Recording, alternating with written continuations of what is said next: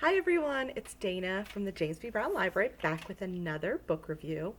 And for this one, I think I am the only person who had not read this book. It was a surprise bestseller and book club pick, and the library had so many holds on it that I couldn't buy copies fast enough. You know the book, right? Where the Crawdads Sing by Delia Owens. I have to admit that when I first received an advance copy of this book, I just couldn't get into it. Have any of you experienced that? I was trying to read this while my husband was in the hospital, and the hospital is not a good place for a book like this. I should have just stuck to Candy Crush on my phone. So I gave the book away to a friend, and then I kept hearing about it. Everywhere I turned, someone was talking about this book, celebrities were recommending it, and the author was being interviewed yet again. But by then, I couldn't get my hands on a copy. Enter COVID-19 and quarantine. I swapped puzzles and books with a friend, and she left this on my porch. I could not believe it.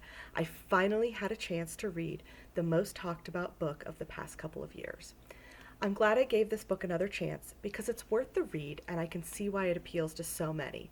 It's part murder mystery, part Southern Gothic, part romance, part young adult, coming of age, with gorgeous nature writing throughout. The novel focuses on Kaya, a young girl who is abandoned by her family and raises herself in the 1960s in the North Carolina swamplands. The community avoids her, calling her the Marsh Girl, and there are lots of stories about her. She learns to fish and clam, selling her wares when she can to a local black man named Jumpin', who gives her pocket change to buy gas, grits, and food. Luckily, Jumpin's wife Mabel is active in the black church and they take pity on Kaya, leaving her clean clothing and shoes on Jumpin's dock. Mabel eventually teaches Kaya to garden and cook.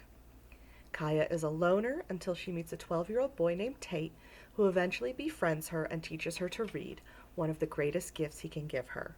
Tate brings her old library books and school textbooks, and Kaya is smart and inquisitive. She also teaches herself to draw.